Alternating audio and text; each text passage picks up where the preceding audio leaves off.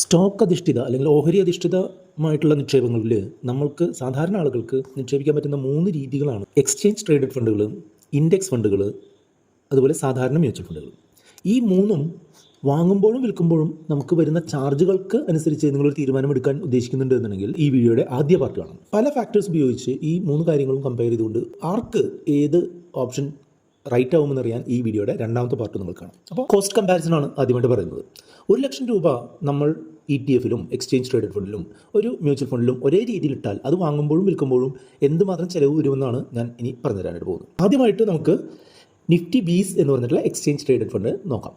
Nifty ബീസ് എന്ന് പറഞ്ഞിട്ടുണ്ടെങ്കിൽ national stock എക്സ്ചേഞ്ചിൻ്റെ സൂചികയായിട്ടുള്ള ഇന്ത്യയിലെ പ്രധാനപ്പെട്ട 50 കമ്പനികളുടെ ഓഹരികൾ ഒരു പ്രത്യേക അനുപാതത്തിൽ വാങ്ങി സൂക്ഷിക്കുന്ന തരത്തിലുള്ള എക്സ്ചേഞ്ച് ട്രേഡഡ് ഫണ്ടാണ്. അതായത് സാധാരണ സ്റ്റോക്കുകൾ വാങ്ങുകയോ വിൽക്കുകയോ ചെയ്യുന്നത് പോലെ നമുക്ക് ഈ നിഫ്റ്റി ബീസ് വാങ്ങുകയും വിൽക്കുകയും ചെയ്യാം. നിഫ്റ്റി ബീസ് ഞാൻ 1,00,000 രൂപയ്ക്ക് വാങ്ങുകയാണെന്നുണ്ടെങ്കിൽ സെക്യൂരിറ്റി ട്രാൻസാക്ഷൻ ടാക്സ് എന്നുള്ള രീതിയിൽ 100 രൂപയും എക്സ്ചേഞ്ച് ട്രാൻസാക്ഷൻ ഫീസ് എന്നുള്ള രീതിയിൽ 3 രൂപയും GST ആയിട്ട് 50 പൈസയും സ്റ്റാമ്പ് ഡ്യൂട്ടി ആയിട്ട് 15 രൂപയും ചിലവാക്കേണ്ടതായിട്ട് വരും.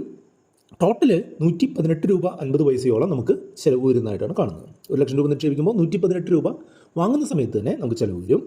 ഇനി അത് സെല്ല് ചെയ്യുന്ന സമയത്ത് എന്താ സംഭവിക്കുകയെന്ന് വെച്ചാൽ സെക്യൂരിറ്റി ട്രാൻസാക്ഷൻ ടാക്സ് 1,00,000 രൂപയാണ് നമ്മൾ സെല്ല് ചെയ്യുന്നതെന്നുണ്ടെങ്കിൽ 100 രൂപയും എക്സ്ചേഞ്ച് ട്രാൻസാക്ഷൻ ടാക്സ് 3 രൂപയും GST 50 പൈസയും അതുപോലെ നമ്മളൊരു ഡിമാറ്റിൽ നിന്ന് ഇതിനെ പിൻവലിക്കുന്നതിനുള്ള ചാർജായിട്ടുള്ള അറൗണ്ട് 15 രൂപ. പല പ്ലാറ്റ്ഫോമുകളിലും 20ഉം 10ഉം ഒക്കെ ആയിട്ടുണ്ട്. പക്ഷേ ഓൺ ആൻ ആവറേജ് 15 രൂപ. അത് ഇങ്ങനെ ഈ 15 രൂപയും അടക്കം 118 രൂപ 50 പൈസയാണ് വരിക.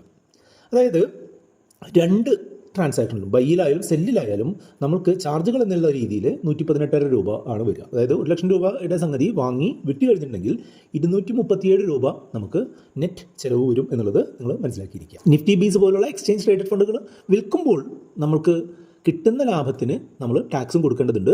കിട്ടുന്ന ലാഭത്തിന് ടാക്സ് കൊടുക്കേണ്ടത് എങ്ങനെയാണെന്ന് വെച്ചാൽ 2 തരത്തിലാണ്. 1 വർഷത്തിനുള്ളിലാണ് വിൽപ്പന നടക്കുന്നത് എന്നുണ്ടെങ്കിൽ ലാഭത്തിൻ്റെ 20% ടാക്സ് കൊടുക്കണം. അതേസമയം 1 വർഷത്തിന് ശേഷമാണ് വിൽപ്പന നടക്കുന്നതെങ്കിൽ 12% ടാക്സ് കൊടുക്കണം. ഇതെല്ലാം ലാഭത്തിൻ്റെയാണ് ടാക്സ് കൊടുക്കേണ്ടത്. ഇപ്പോൾ ഒരു ഉദാഹരണമായിട്ട് പറഞ്ഞു തരികയാണെന്നുണ്ടെങ്കിൽ 1,00,000 രൂപ ഞാൻ നിക്ഷേപിച്ചു. അത് 6 മാസം കഴിഞ്ഞപ്പോൾ 1,20,000 രൂപയായി വർദ്ധിച്ചു എന്ന് കരുതുക. 20,000 രൂപയുടെ 20% എന്ന് പറഞ്ഞിട്ടുണ്ടെങ്കിൽ 4,000 രൂപ നമ്മൾ short term capital gain tax ആയിട്ട് കൊടുക്കണം. കാരണം എന്താ, ഞാൻ 1 വർഷത്തിനുള്ളിലാണ് ആ വിൽപ്പന നടത്തിയത് എന്നുകൊണ്ട്.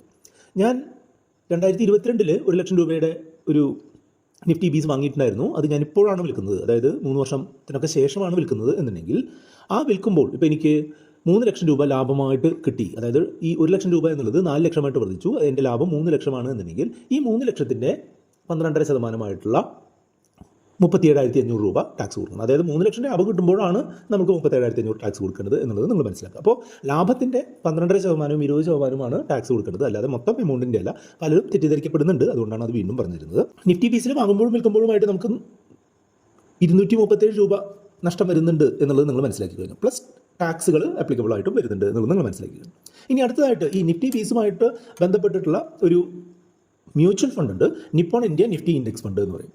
അതിൻ്റെ ഡയറക്റ്റ് ഗ്രോത്ത് പ്ലാൻ, അതായത് നമ്മൾ ഈ ബ്രോക്കർമാരെയോ യൂട്യൂബിലൂടെ വീഡിയോസ് ചെയ്തുകൊണ്ട് മ്യൂച്വൽ ഫണ്ട് വിറ്റ് കമ്മീഷൻ എടുക്കാൻ പോകുന്ന ആളുകളെയോ പോലുള്ള ആളുകളുടെ പ്ലാറ്റ്ഫോമുകളിലൂടെയോ അല്ലെങ്കിൽ അവർ വഴിയൊക്കെ ഇൻവെസ്റ്റ് ചെയ്യുന്നതിനെയാണ് റെഗുലർ ഫണ്ട് എന്ന് പറയുക. അതിന് 1% എക്സ്ട്രാ കമ്മീഷൻ ഉണ്ട് എന്നുള്ളത് മനസ്സിലാക്കുക. ആ 1% എക്സ്ട്രാ കമ്മീഷൻ ആയി കഴിഞ്ഞാൽ എന്താ സംഭവിക്കുകയെന്ന് വെച്ചാൽ നിങ്ങൾക്ക് വലിയൊരു തുക നിങ്ങൾക്ക് നഷ്ടം വരുന്നുണ്ട്. അതിനെപ്പറ്റി ഞാൻ ഒരു കൃത്യമായിട്ടുള്ള വീഡിയോ ചെയ്തിട്ടുണ്ട്. ആ വീഡിയോയുടെ ലിങ്ക് ഞാൻ ഡിസ്ക്രിപ്ഷനിൽ കൊടുക്കും. അങ്ങനെയല്ല, നമ്മളെപ്പോലുള്ള ആളുകൾ എപ്പോഴും പറഞ്ഞു തരുന്നത് എന്താണെന്ന് വെച്ചാൽ ഡയറക്റ്റ് ആയിട്ടുള്ള മ്യൂച്വൽ ഫണ്ടുകൾ ചേരുക. അതായത് ബ്രോക്കർമാരുടെ ഒരു ഇടനിലയില്ലാതെ ഡയറക്റ്റ് ആയിട്ടുള്ള മ്യൂച്വൽ ഫണ്ടുകൾ ചേരുകയാണെന്നുണ്ടെങ്കിൽ ഈ സിറ്റുവേഷനിൽ Nippon India Nifty index fund direct പ്ലാനിൽ ടോട്ടൽ എക്സ്പെൻസ് റേഷ്യോ നമ്മൾ നിക്ഷേപിക്കുമ്പോൾ അതിന് 1 വർഷം വരുന്ന എക്സ്പെൻസ് 0.07 ആണ്. അതായത് ഒരു 100 രൂപയ്ക്ക് 7 പൈസ എന്നുള്ള രീതിയിലാണ് കണക്കാക്കുന്നത് 1 വർഷം നമുക്ക് വരുന്ന ആകെയുള്ള ചിലവ്. അപ്പോൾ 1,00,000 രൂപ ഞാൻ ലംസമായിട്ട് നിക്ഷേപിച്ചു കഴിഞ്ഞിട്ടുണ്ടെന്നുണ്ടെങ്കിൽ അടുത്ത വർഷത്തിനുള്ളിൽ എൻ്റെ കയ്യിൽ നിന്ന് ആകെ എടുക്കുന്നത് 70 രൂപയോളമാണ് ചാർജായിട്ട് ഒരു ഡെയിലി എന്നുള്ള രീതിയിൽ എടുക്കുന്നത്. 70 രൂപ 1 വർഷം ടോട്ടൽ നമുക്ക് വരുന്ന എക്സ്പെൻസ് 70 രൂപയുള്ളൂ. അതുമാത്രമല്ല, നമ്മൾ ഇത് വാങ്ങുന്ന സമയത്ത് ഇതിനൊരു സ്റ്റാമ്പ് ഡ്യൂട്ടി ഉണ്ട്. അതായത് 1,00,000 രൂപയ്ക്ക് 50 രൂപ എന്നുള്ള രീതിയിൽ സ്റ്റാമ്പ് ഡ്യൂട്ടിയും വരും. അപ്പോൾ നമുക്ക് ഇത് വാങ്ങുന്ന സമയത്ത് ഈ 50 രൂപ ആണ് നമുക്ക് ചിലവ് വരിക.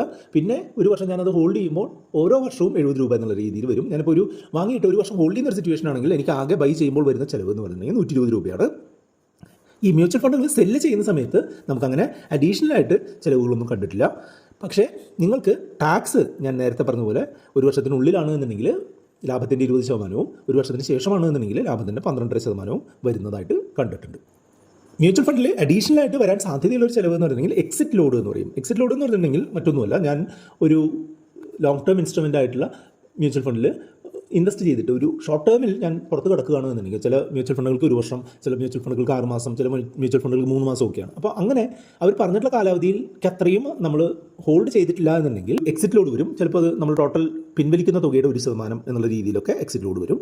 അപ്പോൾ നമ്മളെപ്പോഴും നമുക്ക് അത്രയും കാലമെങ്കിലും നിക്ഷേപിക്കാൻ പറ്റുന്ന, അല്ലെങ്കിൽ ലോങ് ടേമിലേക്ക് നിക്ഷേപിക്കാൻ പറ്റുന്ന പണം മാത്രം ഒരു ഇക്വിറ്റി ബേസ്ഡ് ആയിട്ടുള്ള ഇൻവെസ്റ്റ്മെൻറ്റുകളിൽ ഇടുക എന്നുള്ളതാണ് നമ്മളെപ്പോഴും ശ്രദ്ധിക്കാനുള്ളത്. ഇനി സാധാരണ ഒരു മ്യൂച്വൽ ഫണ്ടിൻ്റെ സിറ്റുവേഷൻ ആണെന്നുണ്ടെങ്കിൽ, ഞാനൊരു നിപ്പോണിൻ്റെ തന്നെ ഒരു Nippon India growth fund direct growth എന്ന് പറഞ്ഞിട്ടുള്ള ഒരു പ്ലാൻ നോക്കുകയാണെന്നുണ്ടെങ്കിൽ അതിൻ്റെ ടോട്ടൽ എക്സ്പെൻസ് റേഷ്യോ 0.72 ആണ്. അതായത് 1 ലക്ഷം രൂപ ഞാൻ ലംസമായിട്ട് നിക്ഷേപിക്കുമ്പോൾ ഒരു വർഷം എനിക്ക് 720 രൂപയോളം ഇതിൻ്റെ എക്സ്പെൻസ് ആയിട്ട് നമ്മൾ അറിയാതെ തന്നെ പോകും. അതുമാത്രമല്ല, അത് ഇൻവെസ്റ്റ് ചെയ്യുന്ന സമയത്ത് 50 രൂപ നമ്മളുടെ ചാർജായിട്ട് പോകും. അങ്ങനെ 770 രൂപയാണ് ഞാൻ വാങ്ങി ഒരു വർഷം ഹോൾഡ് ചെയ്യുന്ന മ്യൂച്വൽ ഫണ്ടുകളിൽ എനിക്ക് വരാൻ സാധ്യതയുള്ളത്. അതുപോലെ അത് സെല്ല് ചെയ്യുന്ന സമയത്ത് ഞാൻ പറഞ്ഞ പോലെ ടാക്സുകളും അപ്ലിക്കബിൾ ആണ്. അവർ പറയുന്ന സമയത്തേക്കാൾ കുറവാണ് ഹോൾഡ് ചെയ്തിട്ടുള്ളതെങ്കിൽ അതിന് എക്സിറ്റ് ലോഡും വരാനുള്ള സാധ്യതയുണ്ട്.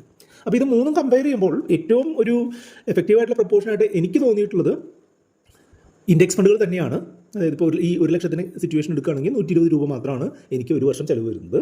അതേസമയം തന്നെ ഈ നിഫ്റ്റി ബേസും വലിയ കുഴപ്പമില്ല. 118 വാങ്ങുമ്പോഴും 118 വിൽക്കുമ്പോഴും അടക്കം 237 രൂപ 1 ലക്ഷം രൂപയുടെ ട്രാൻസാക്ഷന് വേണ്ടിയിട്ട് നമുക്ക് ചിലവാക്കുന്നുണ്ട്.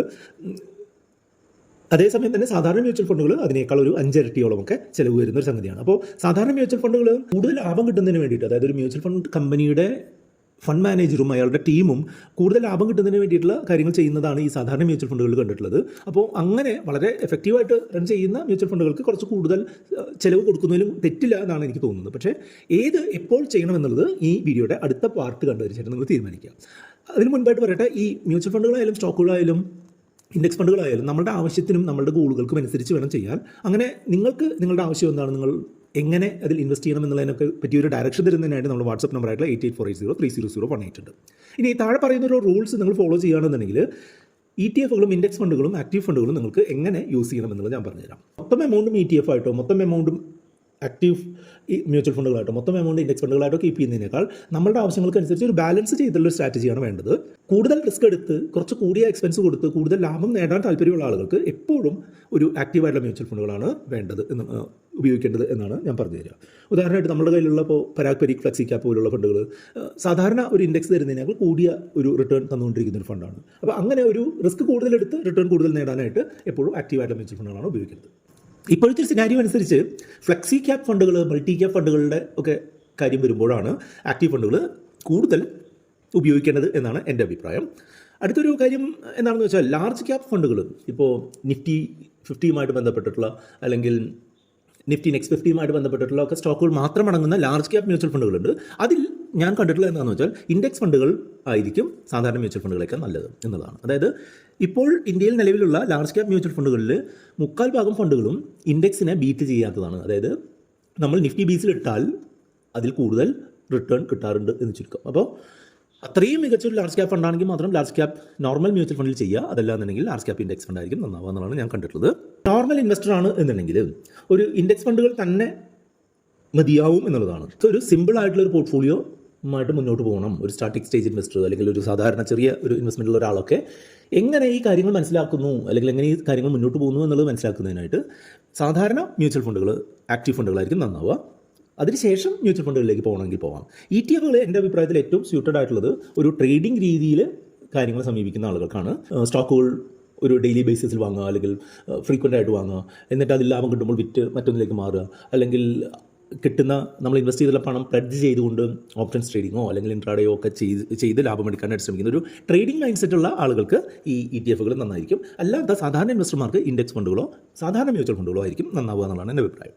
ഇനി ഈ ETF-കൾ ചൂസ് ചെയ്യുമ്പോൾ തന്നെ നിങ്ങൾ അതിൻ്റെ ടോട്ടൽ എക്സ്പെൻസ് എന്തുമാത്രം വരും എന്നുള്ളത് നിങ്ങൾ മനസ്സിലാക്കണം. അതുപോലെ അത് ഇൻഡെക്സുമായിട്ട് എന്തുമാത്രം ഡിഫറൻസിൽ പോകുന്നു, അതായത് ഇൻഡെക്സ് 1% ഉയരുമ്പോൾ ഇത് 1% ഉയരുന്നില്ലേ എന്നുള്ള ഒരു മെഷർമെൻറ്റ് ട്രാക്കിംഗ് എറർ എന്ന് പറഞ്ഞിട്ടുണ്ട്. ആ ട്രാക്കിംഗ് എററിൽ ഉണ്ടോ എന്നുള്ളത് നോക്കണം. അതുപോലെ നല്ല വോളിയത്തിൽ ട്രേഡ് ചെയ്യുന്ന നല്ല ലിക്വിഡിറ്റി ഉള്ള ഒരു എക്സ്ചേഞ്ച് ട്രേഡഡ് ഫണ്ടായിരിക്കും നിങ്ങൾക്ക് ലോങ് ടേമിൽ ലാഭം തരാനുള്ള സാധ്യത. അപ്പോൾ ഈ കാര്യങ്ങളൊക്കെ മനസ്സിലാക്കിയപ്പോൾ നിങ്ങൾക്ക് ഈ ETF-കളും നോർമൽ ഇൻഡെക്സ് ഫണ്ടുകളും നോർമൽ മ്യൂച്വൽ ഫണ്ടുകളും തമ്മിൽ എങ്ങനെ കോസ്റ്റിൻ്റെ കാര്യത്തിലും അപ്രോച്ച് നമ്മൾ എന്തെടുക്കണം എന്നുള്ള കാര്യത്തിൽ നിങ്ങൾക്ക് മനസ്സിലാക്കി കാണുമെന്ന് കരുതുന്നു. ഇതുമായിട്ട് കൂടുതൽ എന്തെങ്കിലും അറിയണമെങ്കിൽ നമ്മുടെ വാട്സ്ആപ്പ് നമ്പറായിട്ടുള്ള 8848030018 നിങ്ങൾക്ക് കോൺടാക്ട് ചെയ്യാം. വീഡിയോ ലൈക്ക് ചെയ്യാനും കമൻറ്റ് ചെയ്യാനും കൂട്ടുകാരുമായിട്ട് ഷെയർ ചെയ്യാനും മറക്കരുത്.